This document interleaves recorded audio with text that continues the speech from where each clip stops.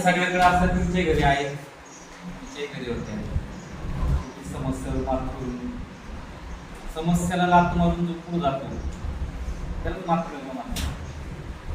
करून दाखवलं. एकदा पुन्हा एकदा जोरदार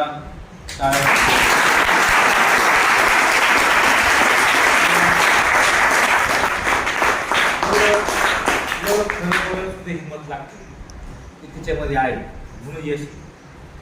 खोटं बोलून बरेच भेटून येतं, पण तिने खरं बोलून तिने यश मिळून दाखवलं. आणि हेच महत्वाचं असतं. मी तुम्हाला मी म्हणतो ना, जे आहे ना मनातलं ते तोंडाला येऊ, ते मोकळं झाल्याशिवाय ना